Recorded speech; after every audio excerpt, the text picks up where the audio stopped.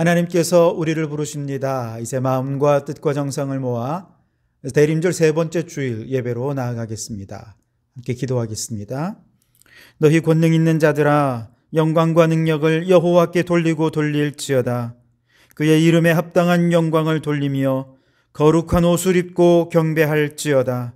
여호와께서 자기 백성에게 힘을 주시며 여호와께서 자기 백성에게 평강의 복을 주시리로다. 하나님은 영이시니 예배하는 자가 영과 진리로 예배할지니라. 아멘. 주님의 오심을 기다리며 간절히 사모하는 대림절 셋째 주일에 저희를 예배의 자리에 불러주시는 은혜를 감사합니다. 이 시간 입술을 열어 성부 하나님의 성호를 찬송하게 하시며 손을 들어 성자 예수님의 은혜를 높이고 마음을 열어 성령 하나님의 인도하심을 사모하오니 온 마음과 정성을 다해 드리는 이 예배를 주여 이끌어 주시고 기뻐 받아 주시옵소서. 아무런 공로 없는 저희를 택하셔서 거룩한 예배의 자리로 불러주신 하나님께 감사와 찬송을 드리오니 주님만 홀로 영광을 받아 주시옵소서. 예수님 이름으로 기원하옵나이다. 아멘. 찬송가 105장을 함께 찬송하시겠습니다. 오랫동안 기다리던 주님 강림하셔서 죄에 매인 백성들을 자유 얻게 하시네.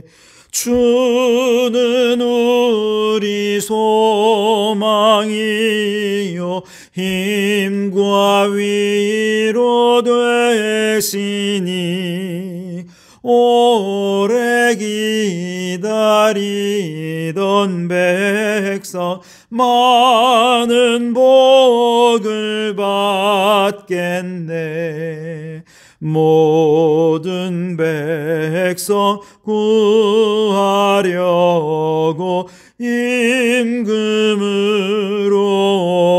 오시니 영원토록 우리들을 친히 다스리시네.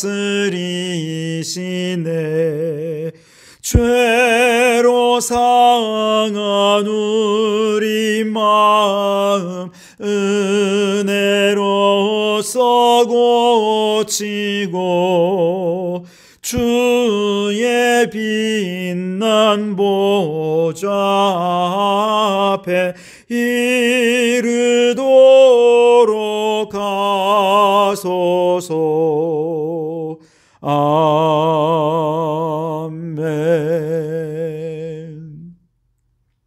성시교독은 교독문 117번, 구주강림 세 번째를 교독하겠습니다. 교독문 117번입니다. 광야와 메마른 땅이 기뻐하며 사막이 백합화같이 피어 즐거워하며 무성하게 피어 기쁜 노래를 즐거워하며 레바논의 영광과 갈멜과 샤론의 아름다움을 얻을 것이라. 그것들이 여호와의 영광 곧 우리 하나님의 아름다움을 보리로다. 너희는 약한 손을 강하게 하며 떨리는 무릎을 굳게 하며 겁내는 자들에게 이르기를 굳세어라.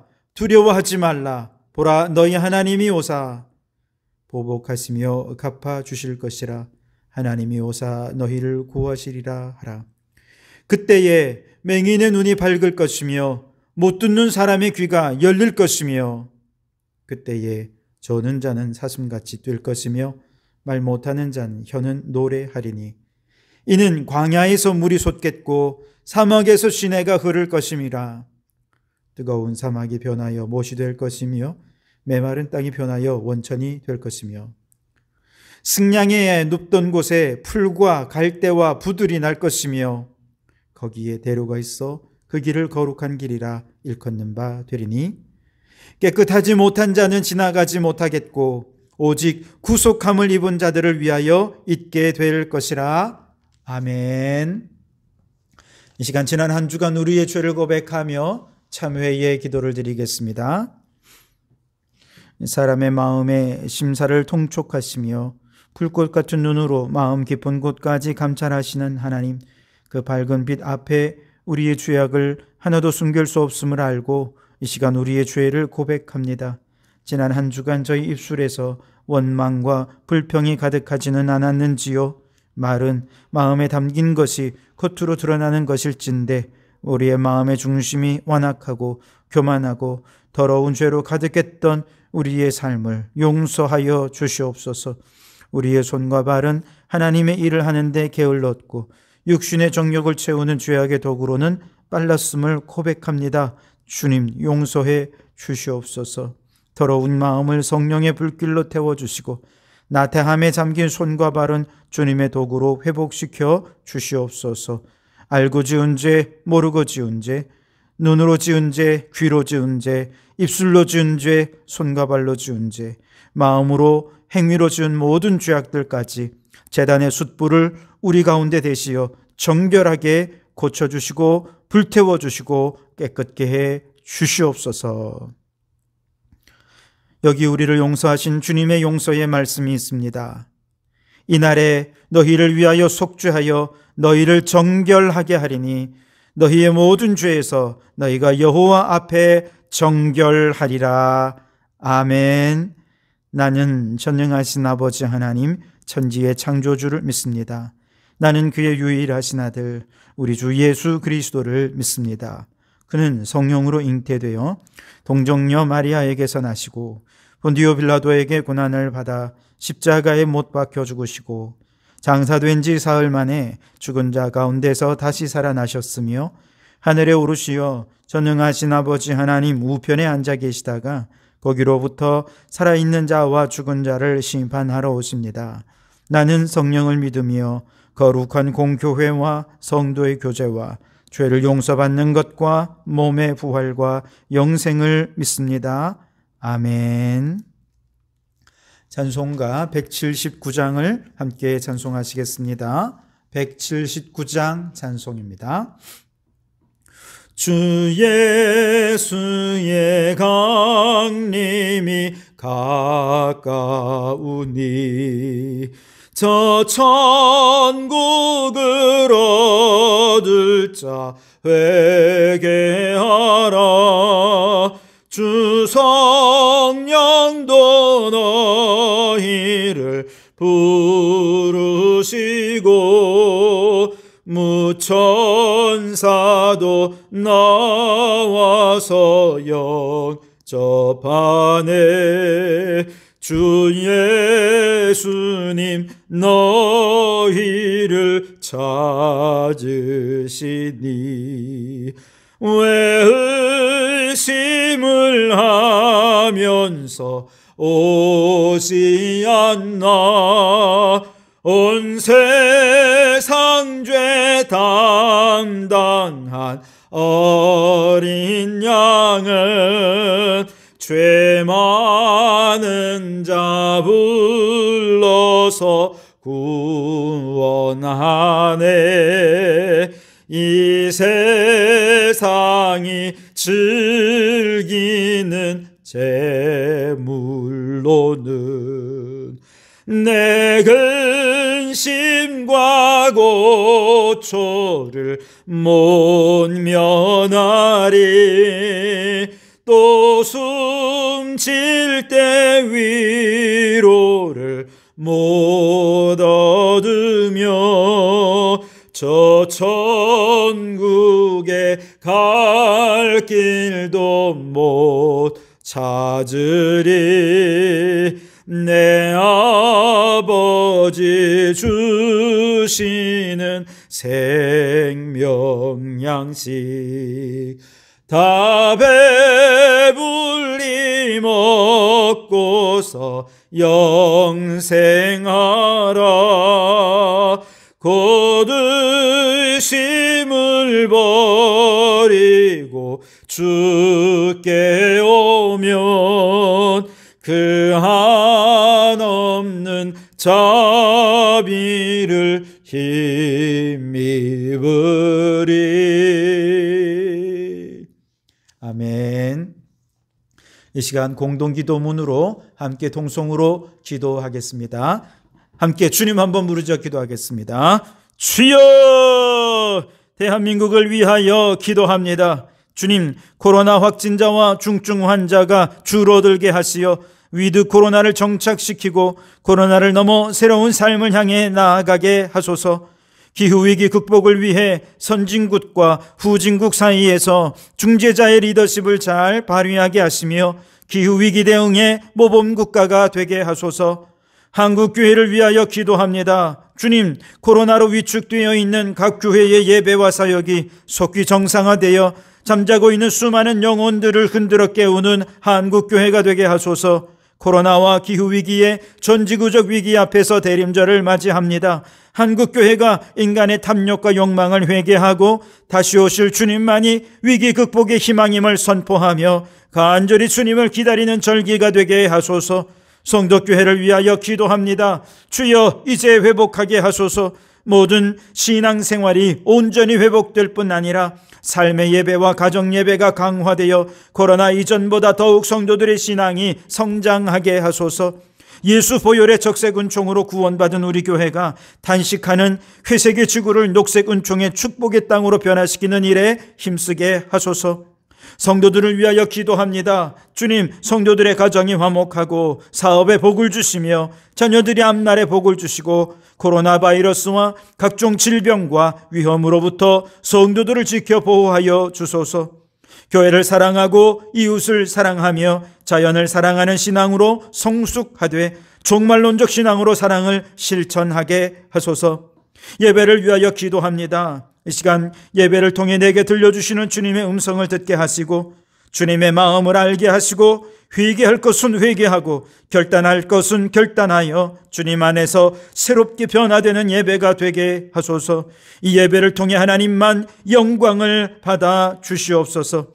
이제 다 아뢰지 못한 기도를 주님께서 가르쳐 주신 기도로 기도하오니 하늘에 계신 우리 아버지, 아버지의 이름을 거룩하게 하시며 아버지의 나라가 오게 하시며 아버지의 뜻이 하늘에서와 같이 땅에서도 이루어지게 하소서. 오늘 우리에게 일용할 양식을 주시고 우리가 우리에게 잘못한 사람을 용서하여 준 것 같이 우리 죄를 용서하여 주시고 우리를 시험에 빠지지 않게 하시고 악에서 구하소서. 나라와 권능과 영광이 영원히 아버지의 것입니다. 아멘. 오늘 우리에게 주시는 하나님의 말씀은 오바댜서 1장 10절에서 14절까지 말씀입니다.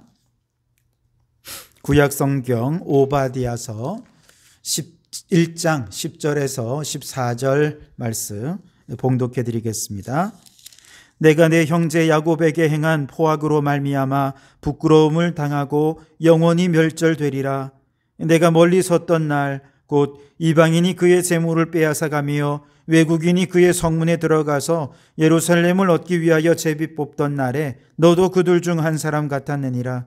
내가 형제의 날 곧 그 재앙의 날에 방관할 것이 아니며 유다 자손이 배망하는 날에 기뻐할 것이 아니며 그 고난의 날에 내가 입을 크게 벌릴 것이 아니며 내 백성이 환난을 당하는 날에 내가 그 성문에 들어가지 않을 것이며 환난을 당하는 날에 내가 그 고난을 방관하지 않을 것이며 환난을 당하는 날에 내가 그 재물에 손을 대지 않을 것이며 내 거리에 서서 그 도망하는 자를 막지 않을 것이며 고난의 날에 그 남은 자를 원수에게 넘기지 않을 것이니라. 아멘. 네, 오늘은 방관자가 되지 말라라고 하는 제목으로 함께 은혜를 나누고자 합니다. 최근 우리나라의 노인 학대, 아동 학대 사례가 빈번하게 발생하고 있지요. 두 학대가 모두 가정에서 일어나는 일이 거의 90%가량 되기 때문에 사실 남의 가정사로 생각하고 주변에서 개입하기가 참 애매하고 어려운 경우가 많이 있습니다. 그러나 그러는 사이에 노인 학대 사례는 재작년에 비해서 작년에 19%가 증가했고 한 번 학대 사례로 판명된 이후에 다시 재학대하는 경우가 전년 대비 22.8%나 증가했다고 합니다. 아동학대 사례는 통계상으로는 그 전해에 비해 줄어들기는 했지만 학대의 정도가 점점 심각해지고 있습니다. 우리가 너무 잘 알듯이 작년 10월 달에 서울 양천구에서 발생한 아동학대 살인사건, 일명 정인이 사건을 여러분 기억하실 것입니다. 그리고 불과 몇 개월 후에 화성에서 33개월 된 민영이가 학대 살인되는 그런 사건이 일어났죠. 이처럼 점점 더 잔혹해지고 비정해지는 그런 아동학대 사건들이 늘어나고 있는 것 같습니다. 사실 지금까지 그 이웃들은 학대로 의심이 된다고 해도 남의 가정사이기 때문에 사실 좀 무관심하기도 했고요. 개입이 참 쉽지 않았죠. 괜히 남의 가정 사이에 끼어들었다가 이웃끼리 얼굴 붉히는 일이 발생할 수도 있고, 정확히 사정을 알지 못한 채 의심하고 또 신고했다가 최소한 쓸데없는 오지랖 넓은 사람이라는 이야기를 듣게 되거나, 아니면 남의 가정을 파탄낼 악의를 가진 사람이다 오해를 받을 수도 있는 거죠.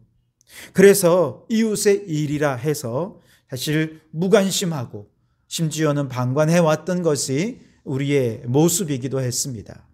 그런데 이제 노인의 인구가 급증하고 반면에 출산율은 점점 급감하면서 이와 같은 노인 학대의 문제, 아동 학대의 문제가 더 이상 남의 가정사로 지부하면서 내버려둘 문제가 아니라 사회적인 이슈가 되어버렸습니다.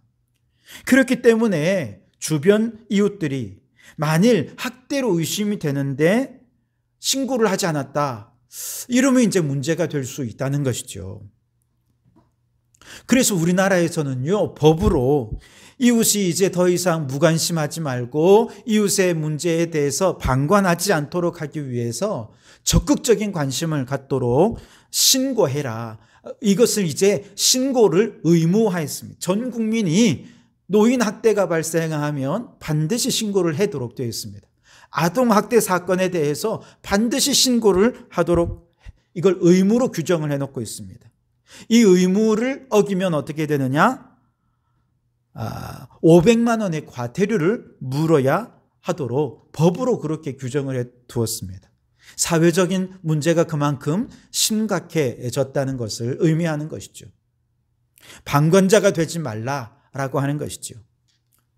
누가복음 10장에 나오는 선한 사마리아인의 비유에서 한 강도를 만난 사람을 보고서 레위인도 그냥 지나치고 제사장도 그냥 지나쳤지요. 방관자가 된 것입니다. 그러나 사마리아인은 그를 보고서 모른 척하지 않았습니다. 적극적으로 그를 구호해 주었죠. 상처를 씻어주고 싸매어주고 자신의 나귀에 태워 이송했고 여관에서 돌볼 수 있도록 물질적으로도 제공하고 정성껏 섬겨 그를 살려 주었습니다. 이것이 교회에 요구되는 일이기도 했지요. 그러나 코로나 시기에 사람들이 교회에 대해 실망했던 이유가 또한 여기에 있기도 합니다. 모두 코로나를 이웃에게 전염시켜서 이웃에게 해를 끼치면 안 된다 생각하면서 서로 조심하고 있었는데, 일부 아주 소수의 교회에서 종교의 자유를 내세우고 신앙의 자유를 내세우면서 자기들끼리 모이고 방역 수칙도 어기고 그렇게 하다가 교회 전체가 슈퍼 전파자가 되면서 이웃들이 그동안 열심히 방역을 위해 노력했던 모든 수고가 한순간 헛수고로 되어버리는 것을 경험했거든요. 종교의 자유를 위해서 이웃의 노력과 수고를 짓밟아버리는 정말 해서는 안 될 일을 했던 것이죠. 한국교회가 이로 인해서 이웃의 고통과 아픔에 대해서 공감하는 능력이 현저히 떨어졌다라고 하는 것이 드러나게 되었고, 이로 인해 한국교회가 이웃의 고통에 방관자가 되었고 무관심하다라는 손가락질을 받게 된 것이죠. 그러나 이러한 채찍을 심히 맞은 지금 한국교회는 서서히 변해가고 있습니다. 더 이상 한국교회가 이웃의 고통과 이웃의 아픔과 이웃의 수고에 방관자가 되지 말고 이제는 적극적으로 공감하고 위로하고 문제 해결을 위해 노력하는 한국교회가 되기 위해서 부단히 노력하고 있다라고 생각해 봅니다. 이 말씀을 드리는 이유는 오바댜서가 바로 그와 관련된 얘기이기 때문에 그렇습니다. 오바댜서는 성경 전체에서 유다서와 함께 딱 한 장으로 이루어진 책입니다. 소책자 가운데도 이렇게 얇은 소책자가 없는 거죠. 책으로 치면 이건 출판하기에도 아주 어려운 너무 적은 분량입니다. 그런데도 당당하게 오바댜서는 성경 66권 중에 한 권을 차지하고 있습니다. 그렇다고 그 내용이 역사적으로 빼놓을 수 없는 너무 중요한 인물 혹은 너무 중요한 한 사건을 다루고 있느냐? 그것도 아닙니다. 그렇다고 해서 이 한 권의 책이 내용이 없으면 성경 전체적인 맥락을 이해하는데 어려움이 있는 그런 것이냐? 사실 그런 것도 아니에요. 그런데 도대체 왜 오바댜서가 이렇게 성경 66권 중에 한 권으로 자리를 차지하고 있는가? 그것은 하나님께서 오바댜서를 통해서 우리에게 들려주시는 아주 특별한 메시지가 있기 때문에 그렇습니다. 그것이 뭐냐? 한마디로 얘기해서 방관자의 죄를 범하지 말라 하는 것입니다. 오늘 12절 말씀에 내가 형제의 날 곧 그 재앙의 날에 방관할 것이 아니며 13절에도 내가 그 고난을 방관하지 않을 것이며 라고 얘기합니다. 자, 이렇게 읽으면 뉘앙스가 방관하지 않는다는 얘기인가? 혹은 방관하지 말라는 얘기인가? 읽으면서 정확한 뉘앙스가 전달이 잘 안 돼서 좀 답답했어요. 그래서 새번역 성경을 읽어보니까 그 의미가 분명하게 이해가 되더라고요. 새번역 성경은 이렇게 12절을 기록합니다. 내 형제의 날, 그가 재앙을 받던 날에 너는 방관하지 않았어야 했다. 13절에 너만은 그 재앙을 보며 방관하지 않았어야 했다. 방관의 죄를 범하고 있던 누군가에게 호되게 책망을 하고 있는 내용입니다. 도대체 오바댜서는 누구에게 무슨 일에 대해서 방관의 죄를 묻고 있는 것일까요? 오바댜서는 에돔이라고 하는 한 족속에 대해 심판을 경고하는 메시지입니다. 이 에돔이라고 하는 나라는 하나님이 선택하신 이스라엘이나 유다 족속이 아니지요. 보통 성경의 다른 책들을 보면 이스라엘이나 유다의 죄악에 대한 심판을 기록을 했거나 아니면 주변의 다른 이방 나라들에 대해 심판에 대해 예언을 할 때 다루게 될 때 그것은 하나님은 온 세상의 주인이시다. 즉 선민 유대와 이스라엘만의 하나님이 아니라 온 세상의 하나님이시다라고 하는 것을 나타내기 위해서 이방을 심판하시는 하나님의 심판에 대해 예언을 하는 그런 목적이 있거든요. 그런데 오바댜서에는 오로지 에돔이라고 하는 이 한 나라만을 콕 집어서 심판하겠다라고 경고를 하고 계십니다. 그리고 그 주제도 방관의 죄에 대한 심판이라고 할 수 있습니다. 도대체 왜 에돔의 방관의 죄를 콕 집어서 심판을 예언하고 계신 것일까요? 에돔이라고 하는 나라는 어떤 나라이며 에돔과 이스라엘 사이에는 도대체 어떤 일이 있었던 것일까요? 에돔 족속은 이삭의 쌍둥이 아들 에서와 야곱 중에 그 형인 에서의 후예들을 에돔 족속이라 일컫습니다. 그러나 여러분도 아시다시피 이 둘 사이는 어머니 뱃속에서부터 서로 싸우던 관계가 아닙니까? 태어난 후에도 에서가 야곱이 에서의 장자권을 팥죽 한 그릇에 빼앗아 가면서 에서는 더 이상 장자의 축복을 받을 수 없게 되었고 그 후에 에서는 야곱을 복수하기 위해 이를 갈며 세월을 보내지요. 물론 후에 야곱과 에서가 서로 화해를 하기는 하지만 그 후손들은 앙금이 남아서 이스라엘 민족과 계속해서 에돔 족속이 갈등 관계를 이루게 됩니다. 성경에도 그 내용이 나오는데요. 이제 후에 모세 시대가 되었을 때 출애굽한 이스라엘 백성들이 가나안으로 갈 때 에돔 족속의 땅을 통과하려고 했거든요. 그런데 에돔 족속은 그 땅을 통과하지 못하도록 막아버렸습니다. 사울 왕 때는 에돔과 접전을 아주 구체적인 싸움을 싸우면서 이스라엘의 승리를 경험하기도 했습니다. 다윗 때는 아예 이 땅을 점령하기도 했었죠. 그런데 여호람 왕 때 에돔이 반란을 일으키면서 그때 독립을 하게 됩니다. 신약 시대에도 예수님이 탄생하셨을 때 예수님이 태어난 그 시기에 유아들을 다 학살하라는 헤롯의 명령이 있지 않았습니까? 이렇게 유아 학살을 명령했던 헤롯 왕의 출신이 에돔이었습니다. 역사적으로 에돔과 유대인 굉장히 악연이 깊지요. 어찌되었든 에서와 야곱은 그럼에도 불구하고 서로 혈통적으로는 한 형제가 아니었겠습니까? 누구보다 가까워야 하는 형제입니다. 그러나 실제로는 원수와 같은 그런 관계였던 것이죠. 자, 에돔과 이스라엘의 관계 중에 가장 극단적으로 악한 감정이 표출되었던 때가 있었는데 바로 남유다가 바벨론의 침공을 받아서 예루살렘이 함락되던 때의 일입니다.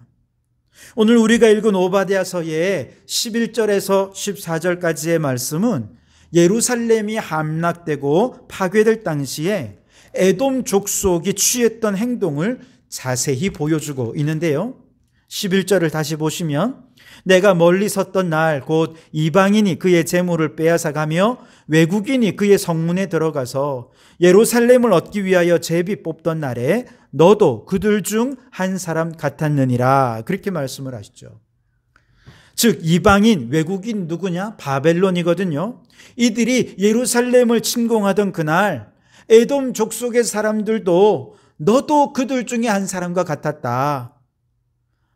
에돔 족속은 유대인들과 이렇게 한 형제 관계고 친족 관계에 있으면서도 원수와 같이 행동을 했다는 것입니다. 12절 말씀에 어떻게 했느냐?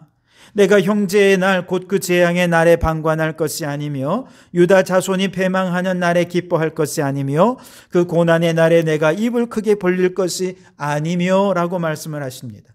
다시 말해서 어떻게 형제 예루살렘에 재앙이 임한 것을 보면서 방관할 수가 있으며 유대가 고난을 받고 망하는 것을 보면서 오히려 고소한 듯이 바라보고 입을 크게 벌려서 기뻐할 수 있느냐? 그래서는 안 되는 것이다 라고 얘기를 한 것이죠.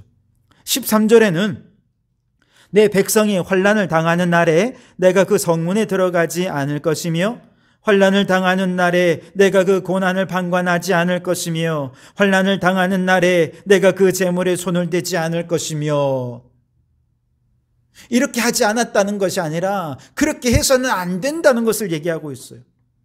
바벨론의 군사들이 예루살렘에 들어가서 노략질할 때 이 에돔 족속들은 단지 방관하고 비웃고만 있었는 것이 아니라 고소하다고 그냥 웃고만 있었던 것이 아니라 그걸 너무 아예 같이 따라 들어가서 같이 재물을 노략질하는 일을 행했다는 것이죠. 어떻게 그럴 수 있느냐는 것입니다. 14절에는 내 거리에 서서 그 도망하는 자를 막지 않을 것이며 고난의 날에 그 남은 자를 원수에 넘기지 않을 것이니라 그랬습니다.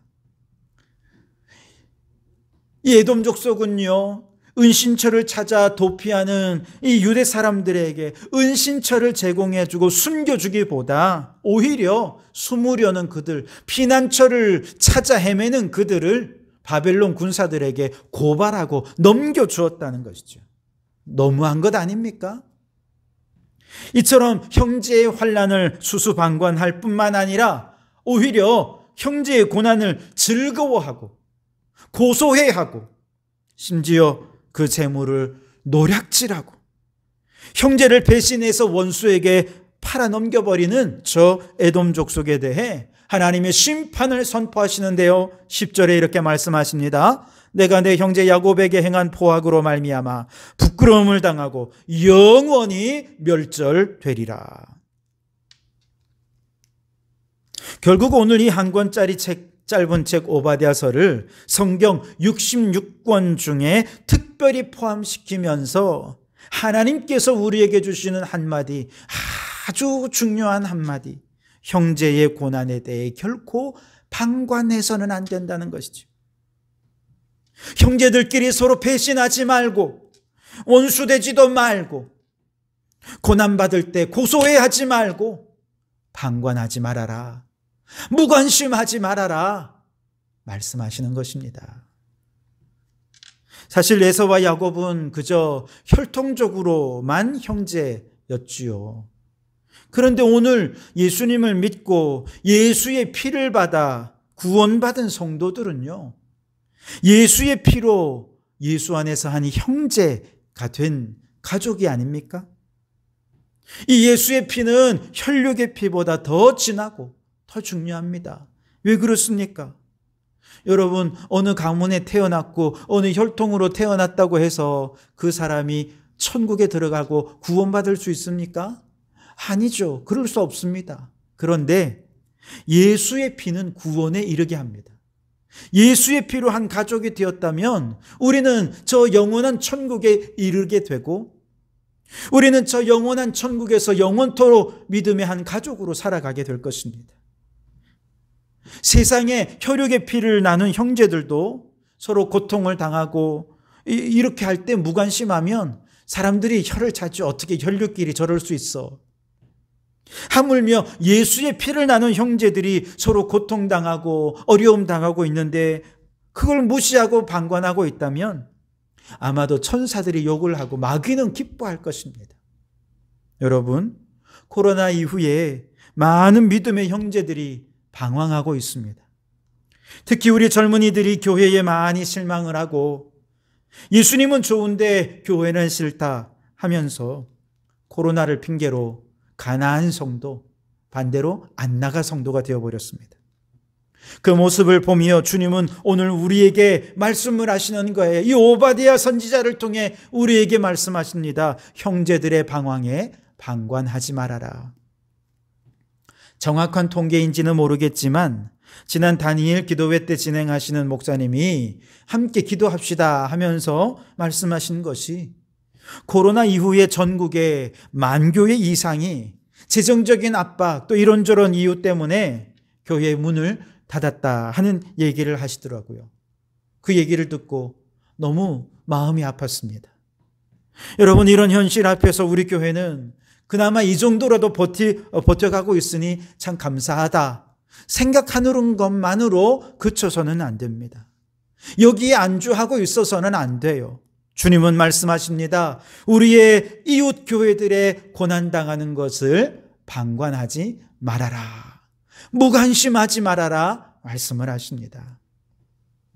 다니엘 기도회 때에 전국 각지의 교회들의 상황을 다 들려주면서 그걸 이제 수합해서 기도 제목으로 만들어서 이제 지역을 위한 기도가 있었습니다. 또한 그 순서 가운데 정말로 어려운 목회자, 어려운 성도, 선교사님, 정말 도움의 손길이 너무나도 절실한 분들을 찾아가서 선정해서 영상으로 보여주면서 사랑의 헌금을 하는데요. 참 그분들을 볼 때마다 어떻게 주님을 위해 저렇게 헌신하는데 저렇게 힘들 수 있을까? 하나님, 저들을 꼭 구원해 주십시오. 그런 마음을 갖게 되더라고요.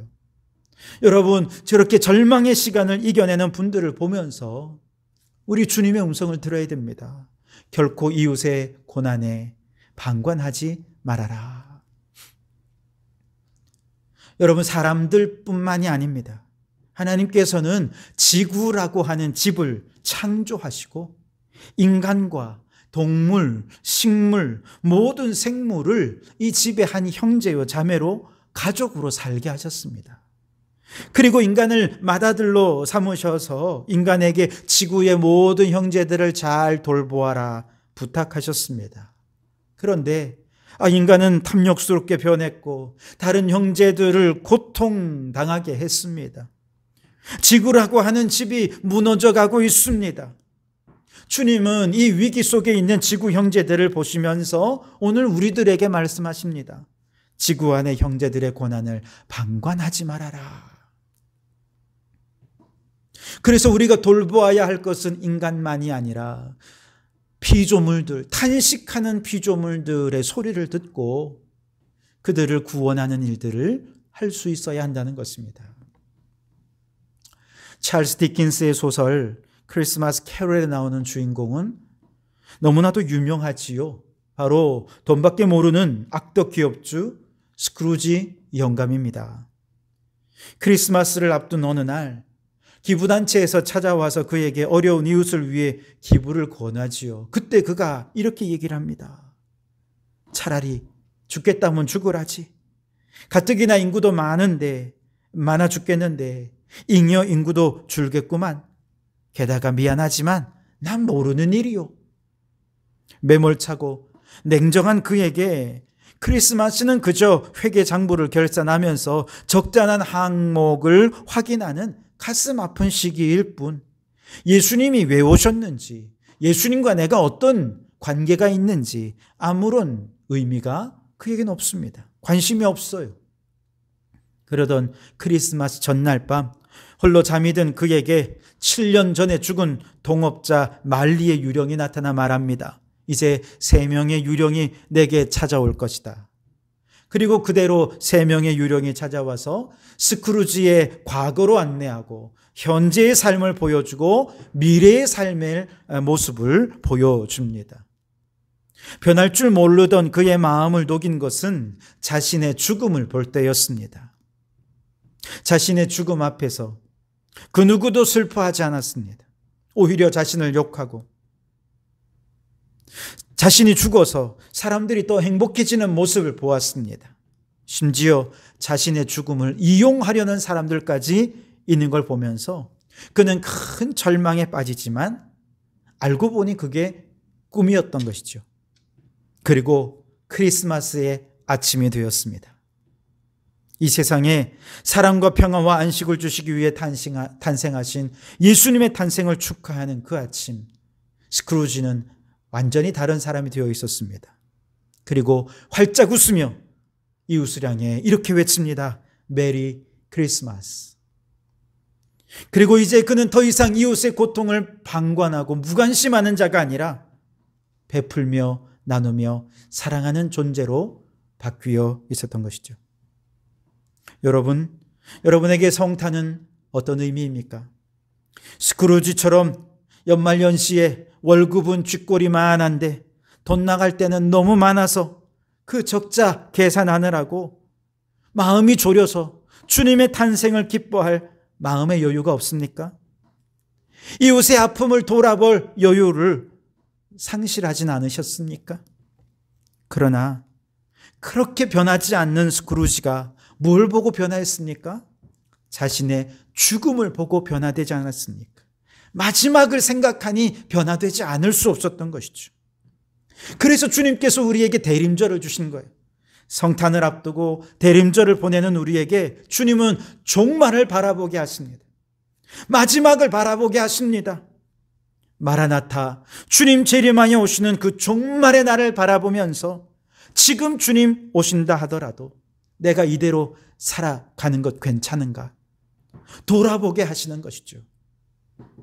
마지막 종말의 때에 주님 앞에서 칭찬받고 부끄러움 없는 구원을 얻기에 오늘 나의 신앙생활은 너무 나의 행복, 나의 축복, 이기적인 성공만을 기원하며 이기적인 삶을 살아오지는 않았는지 이제 돌아보실 수 있기를 바랍니다. 우리 믿음의 형제 자매들, 그들의 방황과 그들의 아픔에 너무 무관심하진 않았는지 그저 나 한 사람, 우리 가족 먹고 사는데 힘들어서 하루하루 허덕이며 사느라 내 곁에서 신음하는 이웃의 고통, 피조물의 탄식 소리를 외면하지는 않았는지 이제 우리의 고개를 숙여서 낮은 곳에서 들려오는 신음소리에 귀 기울이는 대림절이 될 수 있기를 바랍니다. 여러분, 무관심은 죄악입니다. 오죽했으면 이 짧은 오바댜 선지자 이 선지서를 통해서 성경 속에 포함시켜서 우리에게 특별히 이 메시지를 전하기를 원하셨던 것일까요? 그래서 여러분, 다시 한 번 더 이 오바댜 선지자를 통해 우리에게 들려주시는 하나님의 말씀 귀 기울이십시오. 형제들의 고난을 방관하지 말아라. 이웃에 무관심하던 스크루지가 활짝 웃으며 크리스마스의 아침에 극적으로 나눔과 베풀매 사람으로 변화된 것처럼 우리 성도들도 주님을 맞이하는 이 성탄의 계절에 방황하는 성도들에게 한 번쯤 전화해 보시면 어떻겠습니까? 우리 어려운 이웃들의 사연을 볼 때 ARS 전화 기부라도 한 번쯤 하면서 내가 지금 할 수 있는 진정 어린 섬김과 나눔을 실천해 보셔서 작지만 형제들의 고난에 동참해서 작은 위로가 되고 힘이 되어주는 그런 따뜻한 성탄의 계절이 되시기를, 그래서 지금 주님 오신다 하더라도 부끄러움 없이 주님을 맞이할 수 있는 우리 성도들이 되실 수 있기를 주님의 이름으로 축원합니다. 기도하시겠습니다. 오 주님, 바쁘게 허덕이며 앞만 보고 달려오다 보니 내 주변에 신음하는 사람들을 돌아보지 못했음을 고백합니다. 우리의 무관심의 죄를 용서하여 주시옵소서. 이기적이고 나밖에 몰랐던 우리의 죄를 용서해 주시옵소서. 오늘 오바댜 선지자를 통해 우리에게 주신 말씀, 이웃의 고통에 방관하지 말아라, 이 말씀을 마음에 새기며 이 땅의 사랑과 용서, 섬김과 나눔의 본을 보이기 위해 오신 예수님의 마음을 담고 변화되어 사랑으로 세상을 섬기는 저희들이 되게 해 주시옵소서. 예수님 이름으로 기도하옵나이다. 아멘. 찬양 가운데 주 안에 우린 하나라고 하는 이 찬양 그렇습니다. 우리 주님 안에 우리는 믿음의 형제요 자매입니다. 서로를 더 사랑하겠다 마음으로 결단하면서 이 찬양하며 준비한 예물을 드리도록 하겠습니다. 함께 찬양하겠습니다. 주 안에 우린 하나, 모습은 달라도 예수님 한 분만 바라네. 사랑과 선행으로 서로를 격려해 따스함으로 보듬어 가리. 주님 우리 안에 함께 하시니 형제 자매의 기쁨과 슬픔 느끼네. 내 안에 있는 주님 모습 보내 그분 기뻐하시네.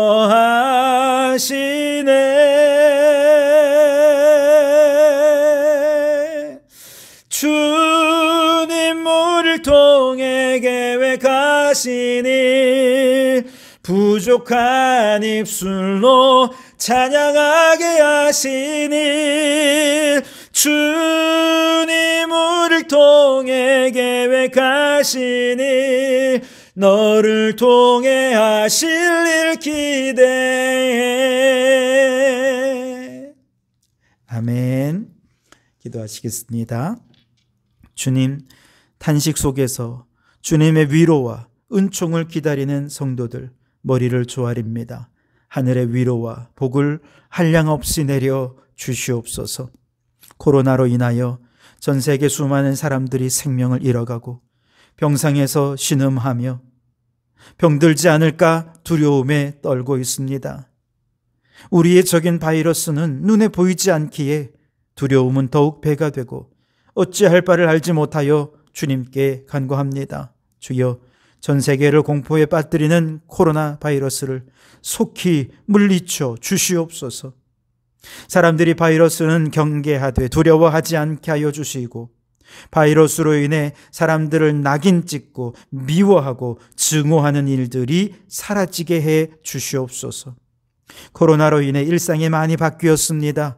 성도들의 사업장을 지켜주셔서 힘든 위기를 잘 이겨내게 해 주시옵소서. 혹 일이 잘 될 때 교만하지 않고 하나님을 더욱 잘 섬기게 해 주시옵소서. 코로나로 인해 가족들이 함께할 시간이 더 많아졌습니까? 주님, 성도들의 가정을 천국처럼 화목하고 아름다운 공동체로 가꾸어 가게 하시고, 우리의 자녀들에게 믿음과 신앙을 전수해 줄 절호의 기회로 삼게 해 주시옵소서.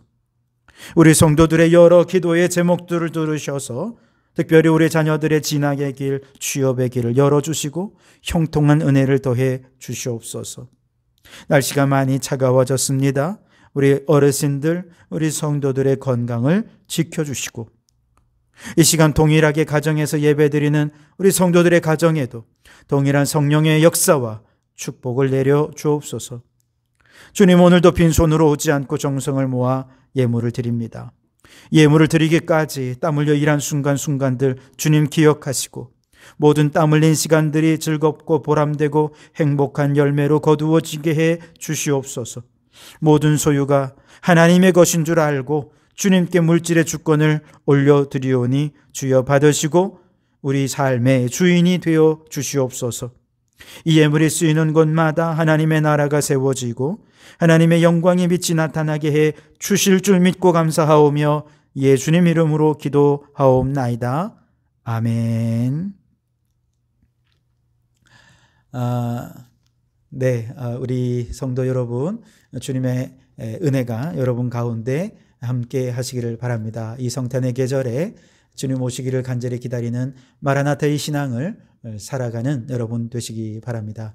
12월 25일에는 세례식도 있고 또 성탄 찬양제도 있습니다. 여러분 잘 준비해 주시고, 또 세례 받으시는 분들을 위해서 기도해 주셔서 정말 감격적인 구원의 은총이 있는 세례식이 되도록 위해서 기도해 주시기 바랍니다. 또 이제 연말입니다. 여러분 이제 내년도를 준비하면서 새 여러 기도 제목들이 있을 텐데요. 12월 내년 이제 중보기도 제목을 미리 좀 봤습니다. 그래서 12월 26일까지 새해 여러분의 여러 기도의 제목들 제출해 주시면 중보기도집으로 만들어서 함께 기도하도록 하겠습니다. 그래서 꼭 제출해 주시기를 부탁을 드리겠습니다. 마라나타 우리 함께 찬양하면서 예배를 폐하도록 하겠습니다. 함께 찬양하겠습니다. 마라나타 주 예수여 어서 오시옵소서. 땅의 모든 끝 모든 족속 주를 찬송하게 하소서. 마라나타 주 예수여 어서 오시옵소서. 모든 열방이 주께 돌아와 춤추며 경배하게 하소서. 우리 주님 다시 오실 길을 만들자. 십자가를 들고 땅끝까지 우린 가리라. 우리 주님 하늘 영광 온 땅 덮을 때 우린 땅끝에서 주를 맞으리. 마라나타 마라나타 아멘. 주 예수여 오시옵소서. 마라나타 마라나타 아멘. 주 예수여 오시옵소서. 기도하시겠습니다. 이제는 우리 주 예수 그리스도의 은혜와 아버지 하나님의 극진하신 사랑하심과 성령님의 감동 감화 충만 역사 교제하심이 이웃의 고통을 방관하지 않고 주님의 마음으로 위로하고 치유하기 위해 돕고 섬기며 나누며 베푸는 삶을 살기로 소원하고 결단하는 우리 모든 성도들 머리 위에, 그 가정과 생업 위에, 우리에게 허락해 두시니 창원도성과 나라와 민족 위에 지금부터 영원토록 함께 하옵시기를 간절히 축원하옵나이다. 아멘.